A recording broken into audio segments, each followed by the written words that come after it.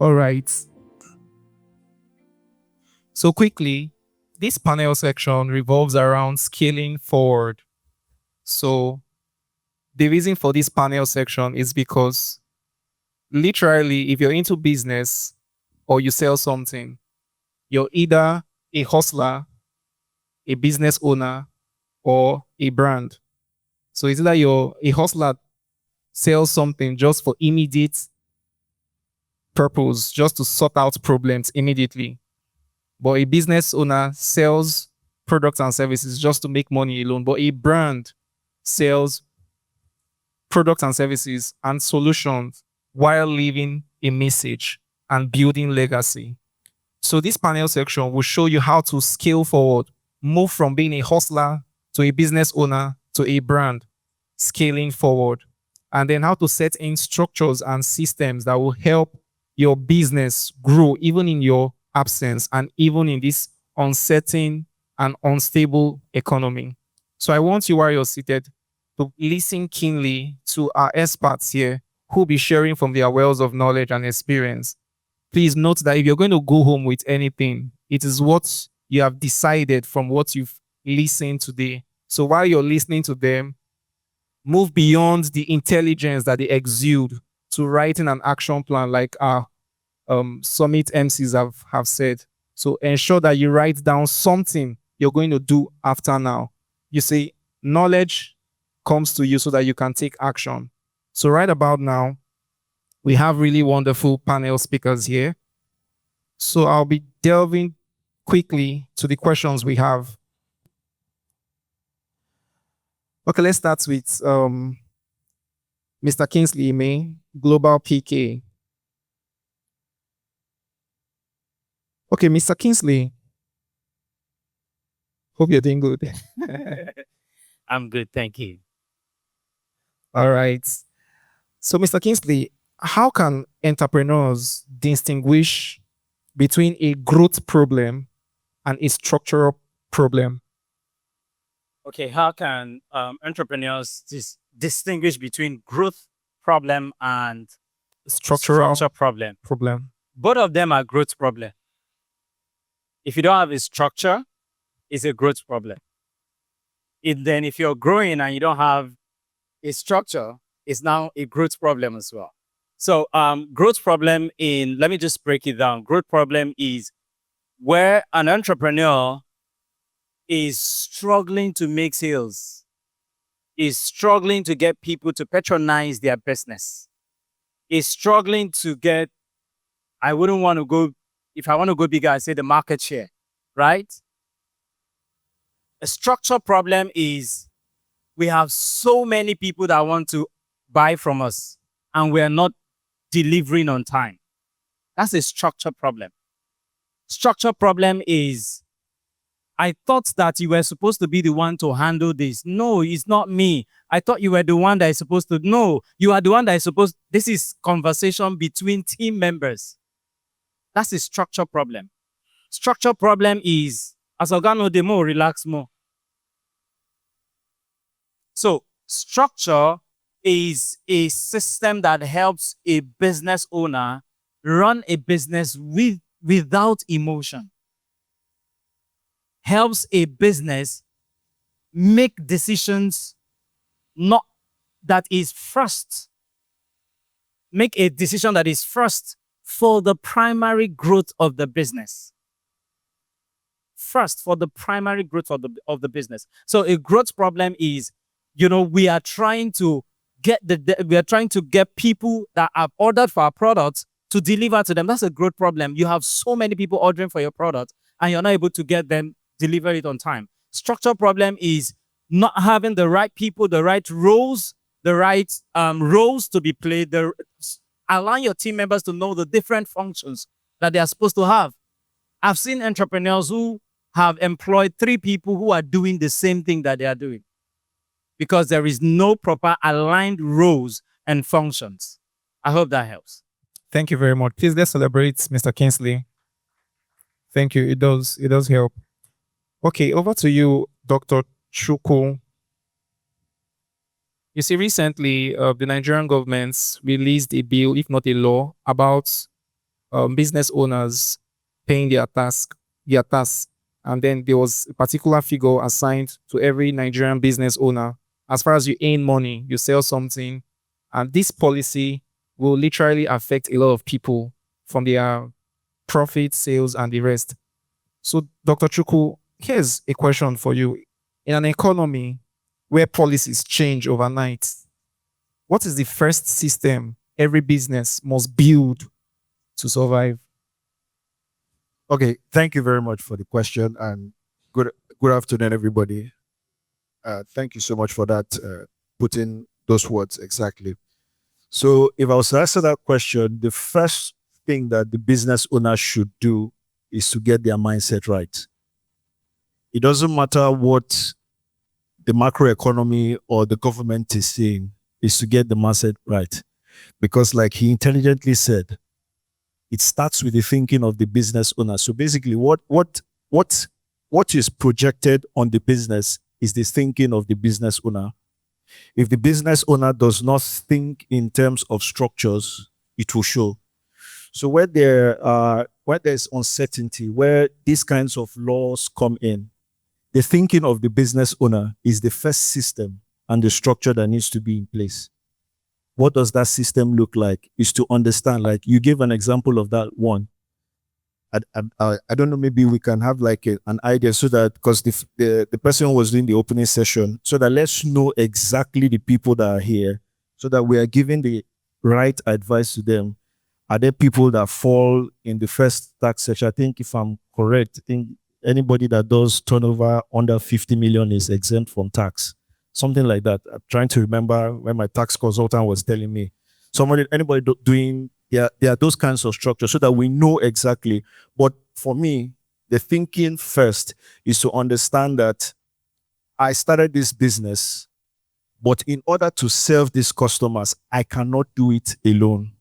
And for me to involve other people, if you just gather so many people without, like he said, defining what you do, when you do it, how you do it, to whom you do it, and if something goes wrong, who is responsible for it, you can't deliver on the promises you have. And if you, like you said, if you grow, you will definitely have customer issues. So the first thing for me is that the mindset of the founder or the business owner has to be aligned on structure.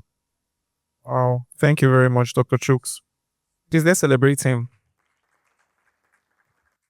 So I didn't see that answer coming. I was thinking you would tell us, okay, do this one, fix this particular policy in your business. But then there's a quote that says, as a man thinks, so is he. And every business owner, every business takes the form of the owner. So that thing you said about the thinking, that the thinking is the system, is the first system or the first policy that they need to put in place, is very great. Thank you very much. Do you feel our panel speakers are speaking plenty grammar, or you're understanding what they are saying? If you understand, then say yes. If the grammar is too much, say break it down. Eh? So the grammar is not too much. So you understand. See, this will be a waste of time if you're not understanding. This is communication. It's between the both of us. So while they are talking, meanwhile, if you're seated here and you have questions around what is being said, please do well to take note of it, and we'll create that time to ask and answer your questions. All right, Mr. Peter Triumphant. You see, you're a business development consultant, and you specialize you specialize majorly, or you have a lot of expertise around the educational sector. So, and I believe you've done a lot of structural work even in the education system. So I want to ask Mr. Peter, what practical steps help reduce chaos operationally? What practical steps help reduce operational chaos and bring consistency into a business? Okay, good afternoon, everybody. Good afternoon. Um, I think I will talk about this on two levels, right? Because I want to assume, like the last speaker said, it's very important that we have an idea of, the audience, but I want to assume that we have people who are at the level where they are doing business on their own as, solo entrepreneurs. And we have the other set of people who you have a few people that you have employed, that you are running business at that level. You have employed, whether it's 2, 5, 10, 100, 1 billion people, So that's the divide that I'm going to speak to us. Now, whether you are on any of those divides, one of the things that you have to do to be able to, limit chaos in your business, first and foremost, is for you as the entrepreneur not to be chaotic. Because this is very, very key. You have a lot of, I was sitting with a business owner 2 days ago, and the lady was telling me of all her frustrations for revenue generations and sales and marketing. But she was very clear about her vision, about where the business would be, right? And that solved the problem to a very high degree. It's very, very difficult to be able to avoid chaos in a business where the owner of the business is chaotic. It's in him or us. It's too much. but you feel me, right? You feel me, right?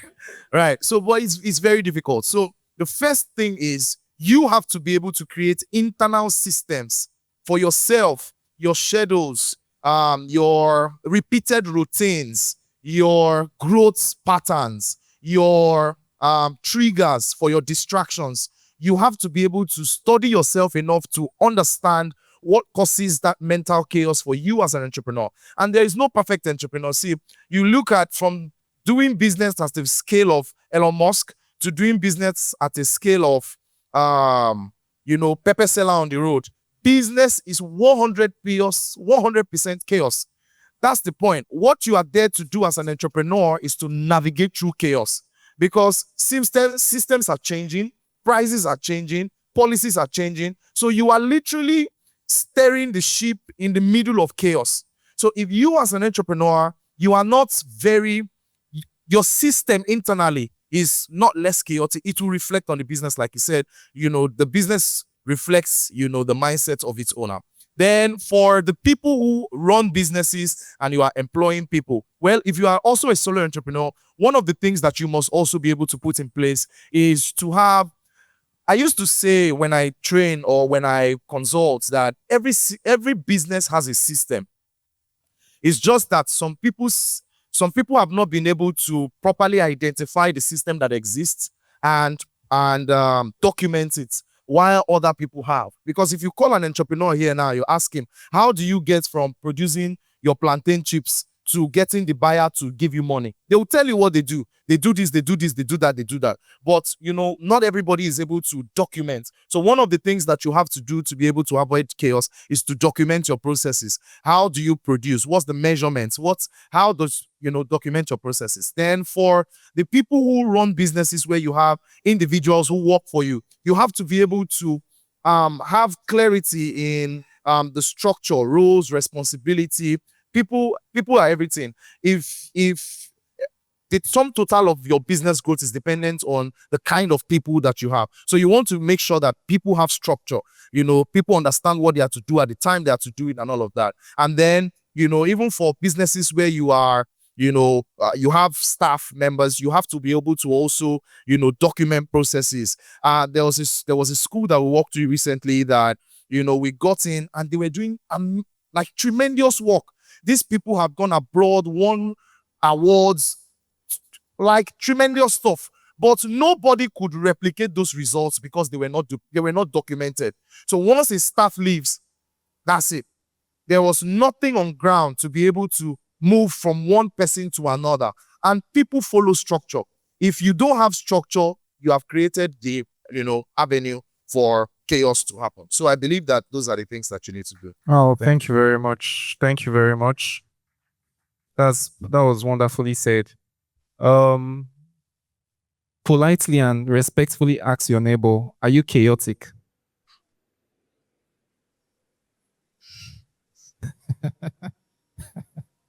I said respectfully, so it doesn't look like this guy, are you insulting me?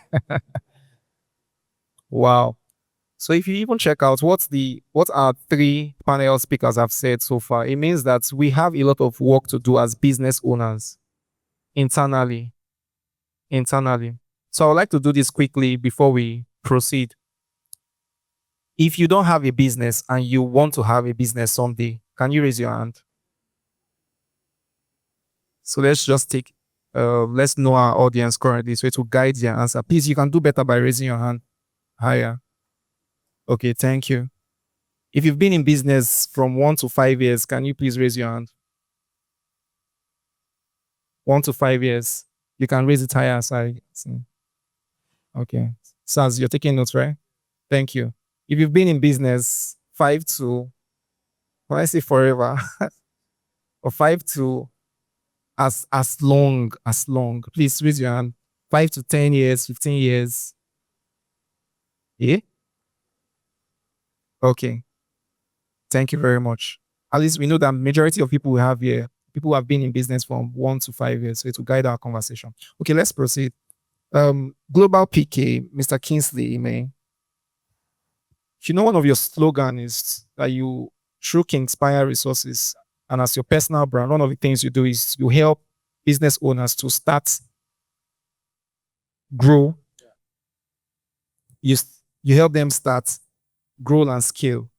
So I want to ask you, what mindsets should founders or CEOs have that would make them move from hustling to having structured growth?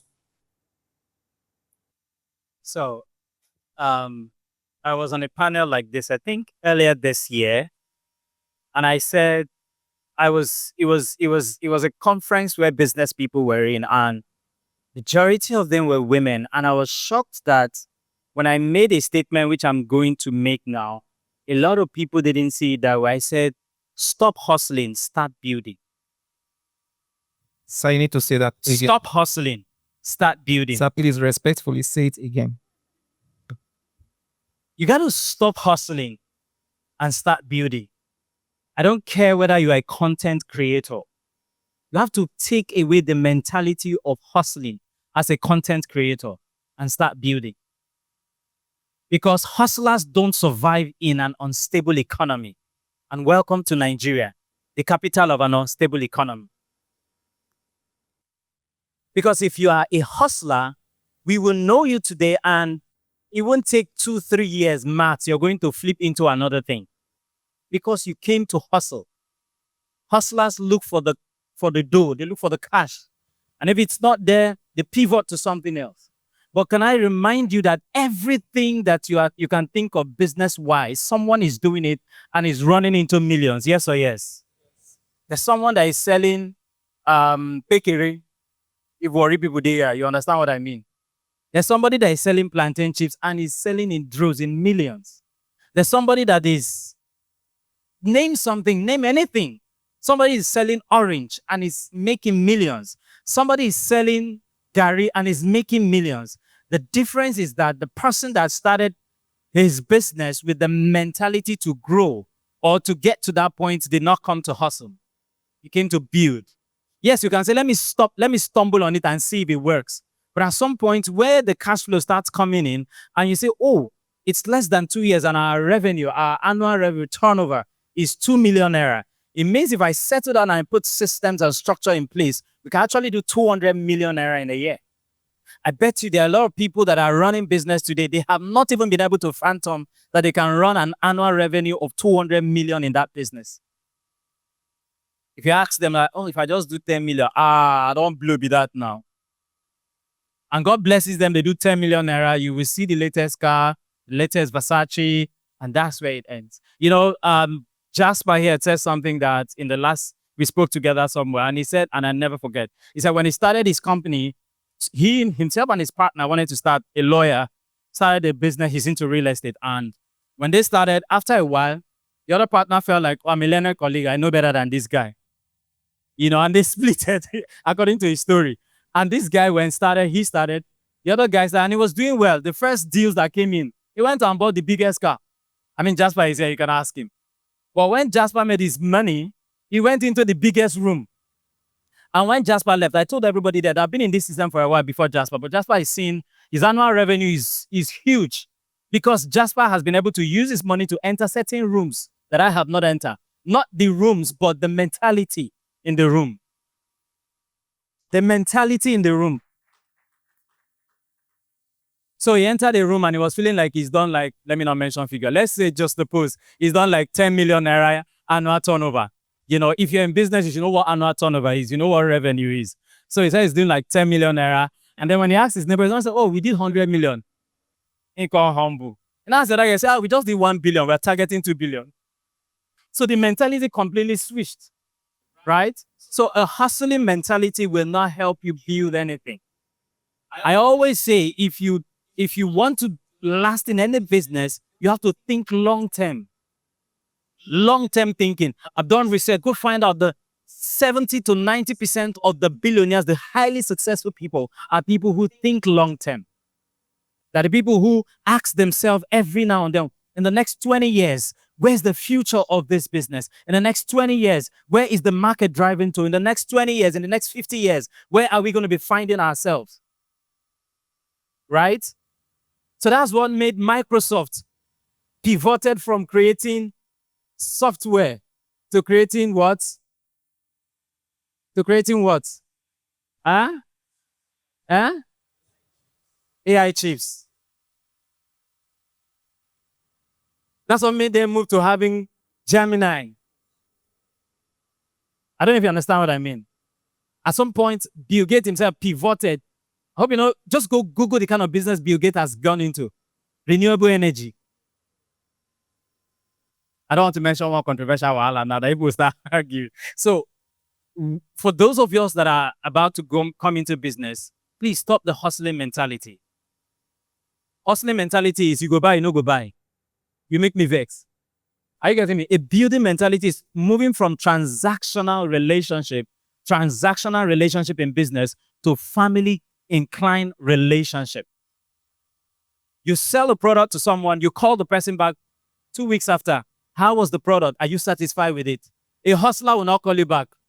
Because if you didn't spoil now, yes, that thing did not work. Madam, no make us now tell you how you go use it, I know use and way.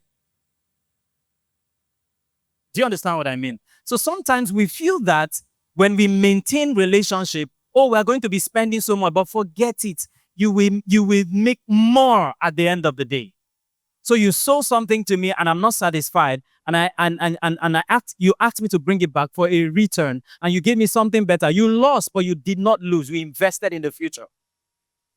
Wow. Wow. Wow. Let's celebrate Mr. Kingsley. You came to my shop to buy a product, and I don't have that product. I told you, wait, I know someone who has a better product. This is the price. Or you are thinking of what to buy. You came to buy a microphone and you're thinking, which microphone should I use? I want something that will last better. And then I sell microphones and I say, you see this microphone I'm going to sell to you? It's good, but the frequency is not long. It's not far. Let me refer you. Let me get you somebody who will give you the one that will last longer. That if you stand maybe at the extreme of that, Waterlines roundabout, and you are here, you can talk and you still receive it. It might look foolish that I have lost a deal. I didn't make a sale, right? But if this man goes and buys that product and it works, he will never enter the market without calling me yes or yes. Because I move beyond hustling to get the deal instantly to building a lifelong customer. So for us to work in an uncertainty like our Nigerian economy is, we must begin to pivot from hustling to building. Move from, I want to create content, to, I'm trying to build a branding company. Does that make sense? Yeah. Move from, I just want to be a public speaker. I don't know, I want to be a consultant that consults with knowledge, and I just use public speaking as a tool. Move from being, I want to be a content writer to, I want to advise people on how to, on brand communication. So, these are the long term, but if you're a short-term thinker, if you're a hustler, you won't think that far. Does that make sense? Yes, it does. Thank you very much. Let's celebrate Mr. Kingsley. If you're learning something thus far, say accelerate. Okay, that's good feedback. All right, if you're seated here and you have questions, before we take hear the other two panel speakers. If you're seated here and you have questions, please raise your hand. I want to take like 2 or 3 questions because we are behind time. Wonderful. So we'll take from here, here, here. You wrote it down, or you want to say it with the mic? With the mic. You wrote it down. Okay, please pass it to an usher or a protocol person around you. From here, who has a question? We have the protocols around so they can be able to.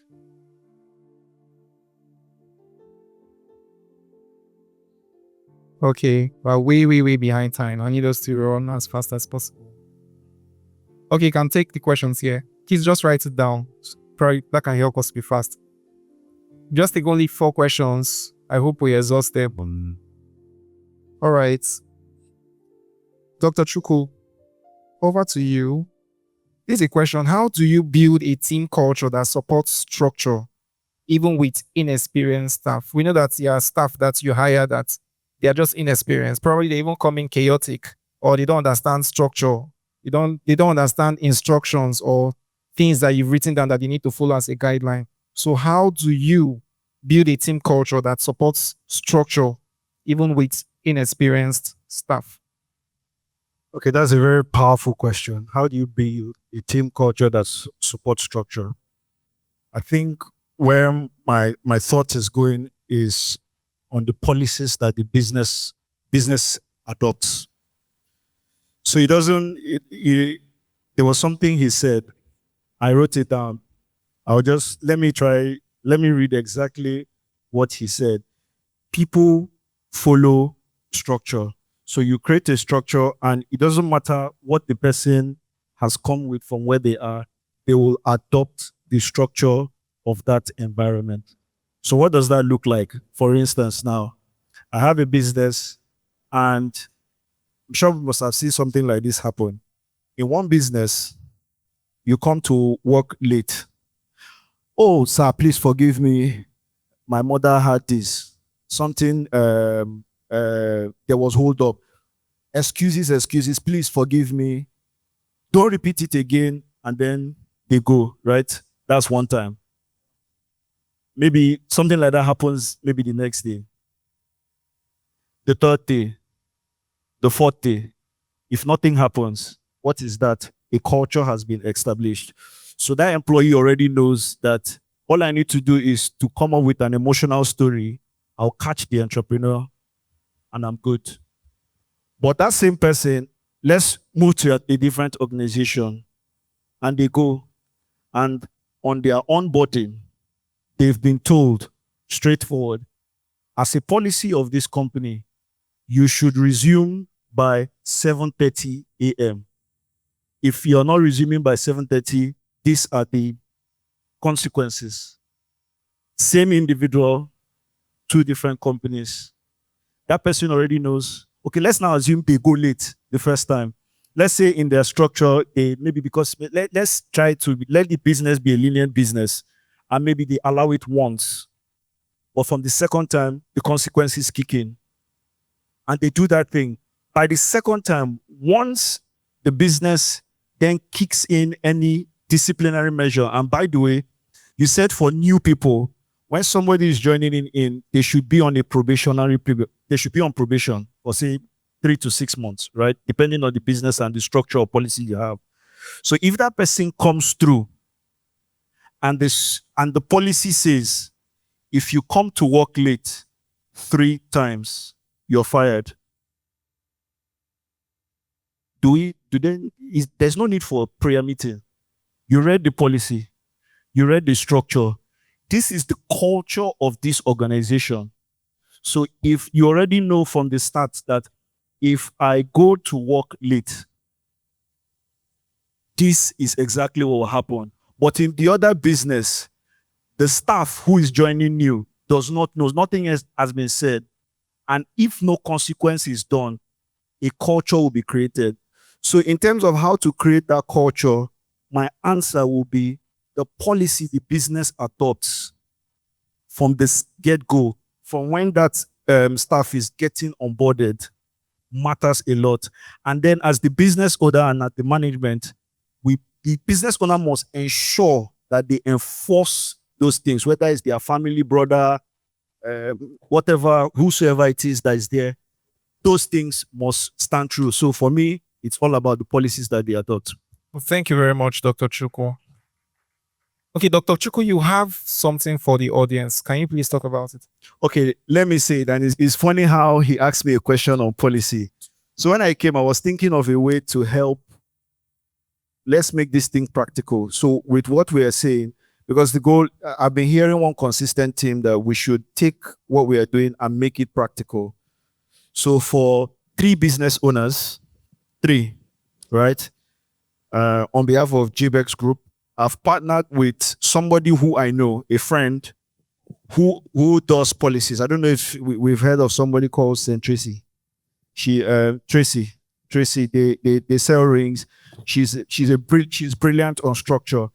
So we have bought 3 for 3 people a policy guide. I think it's about, if I'm not wrong, about 90 policies. So everything policy that you will need to grow your business, it has already been created for you.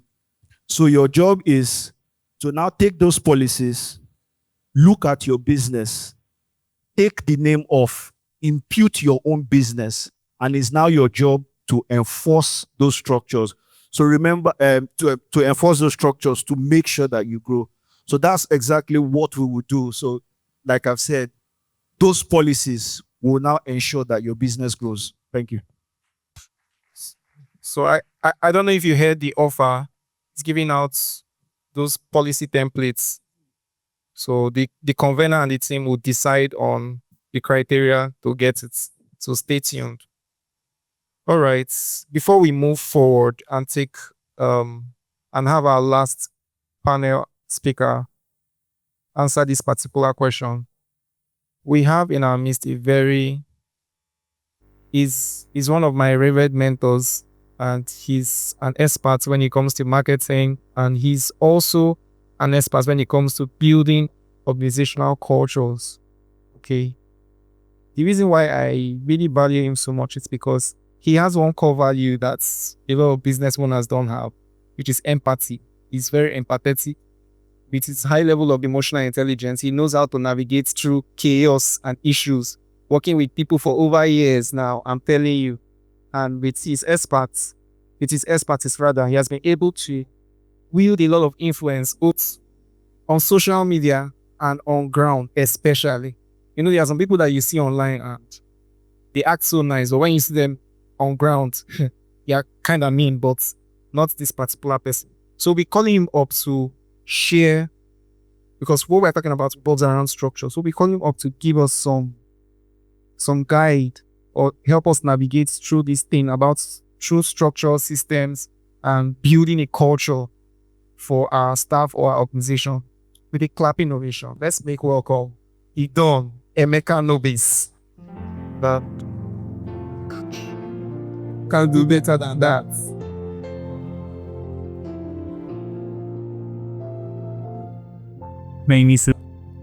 See, what I wanted to just be observing, don't you? Not come, they come outside. Sorry, would you want to have a seat? No. Or the bigger one? Okay. Okay. Can you hear me, please? Okay, so regarding the structure thing, just want to share with you a few things, basically. So I worked in an oil servicing company for 10 years, and now I need you to understand that even if you are starting out by yourself alone, before you have people who join you should be able to establish those values first and foremost, because when you establish these values at the beginning, and people are coming in, they have to fall in line. Does it make sense? And it shouldn't be your head. So I'll give you 2 things that happened to me when I was working in the combi. First thing was timeliness. So when I was working in the cyber at the time, we used to start work every day at 7 o'clock. When you go late, lateness is 15 minutes. When you arrive 7:60, you are penalized for arriving 1 minute late for that particular day. So in the company, it was unusual to see individuals wake up in the morning and say they're ready to go work. Or somebody would just call for any kind of business excuse. So timeliness was something that was very sacrosanct for me. And secondly, which is on the bad side, I realized that a lot of individuals will easily walk up to the boss and snitch on their fellow colleagues. Do you understand that this happens in the organizations? You just go snitching on your own fellow colleague. Maybe you had misunderstanding or something like that. So these are just two out of the many, because it's talked about policies, and you just have to be able to understand that you have to have all those policies in place. So I'm sharing with you two of the things that are sacrosanct with us in the organization that I'm building. We are 8 now, but I started out myself, and we are 8 now. So right there in the company, timeliness is an essence, and it's easy. You have a WhatsApp group. The moment you pass the doors of the company, right, in the office, we now type in the WhatsApp group that this is so and so time. Very simple. Don't even need the creative tech for that. We type so and so that you have arrived in the office. And let me make you understand something. How I knew that they were not, because people could type from outside. So what I did at the beginning was me arriving in the office on time before everybody. Sometimes 7 a.m. in the morning, because arriving time is 9 o'clock. So when you arrive and you type that you have arrived, and then suddenly you see me in the office, don't say you don't lie, happy. Sometimes I will put sleep in the office to make sure that I'm there on time, because you are the number one enforcer. Does it make sense? So now they just come here, and now everybody has. But understand that the second thing you need to start doing is that you need to constantly communicate this value system. Constantly, you as the enforcer, to communicate the value system to them. So since I started out, none of members of staff has ever walked into the office to snitch on to say something unsavory about another member of staff. I can tell you, 8 of them, none of them. None, because it's a value system that was out from the very get-go. Then you have to be able to put all those policies into a document that every one of them can have. And I can tell you, since we are 8 of us, every one of them contributed to the document. By the time we set up the policies, we called a meeting, and then we began to read out all the policies one after the other, right? And then all of them, we are making inputs and making inputs until finally we produce the working document. Then the next thing I did was, I now observed a bunch of all the members of staff, and I took one of them and made the individual the head. Are you understanding? So I made the individual the head, who now controls and makes sure that everybody is in alignment with all the policies that we are creating. Are you understanding what I'm saying? So it doesn't necessarily be me all the time, but one individual now who controls all the members of staff. So now they have been able by themselves, or not even me, they by themselves design the tech that they're using. Even the apps that they came up with, I didn't even know. They just presented to me. Me, sir, will be the owner of the company. Now me, can they learn the app by myself? So when they come in the morning, everybody understands what they have to do on a daily basis that they come to work. You understand? Some individuals who just go to work, they don't know what to do. So the role guides them. Every day, this is what I have to do from the beginning. So when they come in for the day, they key in their task for the day into the system. Then by the evening, everybody understands if they have done the task for the day or not. And then the head of staff is the one that checks and sees that you have done this, you've done this. And then at the end of the month, everybody produces a report. And then the head of staff, like on Monday now, she's going to be sitting with every member of staff and having a conversation with them. Then she'll now come up to me to tell me this conversation we had. And then everybody understands that, yeah, I'm doing well. I'm not so doing well. This is where my strength is. This is where my weakness is. And then me will now have a conversation with them as the leader. Tell them, okay, look here. They're not so do so well. Not with very nasty words, but with a conversation that makes them understand. I mean, empathy is I'm very high on empathy on how I talk to my members of staff. If I go down on them with the very nasty words, I would not pass across the kind of change that I want them to have. Does it make sense? Like I have never told any member of staff, this money why they pay yourself. No. I don't equate their functionality or their life to how much that I'm paying them, because nothing you can pay any human being that can equate to their functionality. Am I making sense here? So you need to understand. The final thing I want to share with you is that you can get external individuals to constantly come in from time to time to also speak to your members of staff. So sometimes they tend to believe, to a large extent, somebody who's coming from the external, who comes in and have a conversation with them from time to time. But then understand that even though that you may have a policy in place and all those things in place, all the structure in place, you have to constantly also keep rechecking, keep reworking, and keep speaking.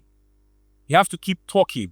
You don't just create it and then relax. You have to constantly be checking and keep speaking and reaffirming. And that's how it keeps going and on and on. Hope I've been able to add a few things. Yes, sir. You are very much. Thank you, sir.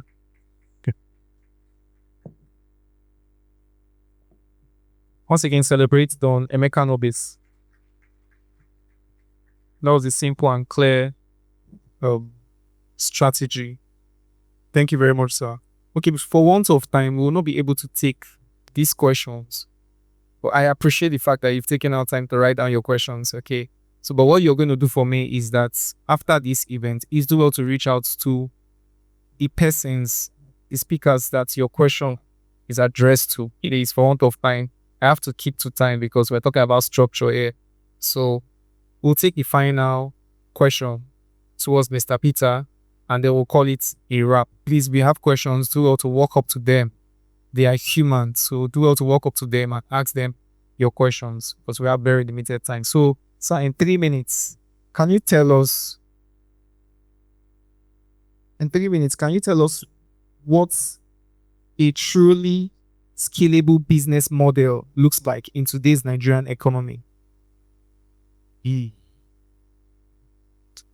Well, let me first say that because this question, I don't want to assume that everybody understands what a business model is, right? Some people don't. So your first assignment is to I'm not going to tell you what it is. Now, moving on. If you are going to look at the different business model that will survive today, it has to be models that are very flexible, and I'm going to give an examples. I'm trying as much as possible not to give these answers with very technical terms. So let's say you do real estate, for instance. One of the things that you must be able to identify is the lifetime value of your customers. So these customers that I am selling today, how many times can they buy from me before they exit my buying cycle? Does that make sense? Right. So you first have to understand your customer lifetime value.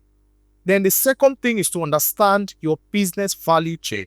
There's the reason why I'm coming from this perspective, because people rush into business models without first understanding, very core preliminary things like these things I'm talking about. So first thing is to understand your business value chain. And I'm going to explain what that means. If you are doing education, for instance, we're in the education sector.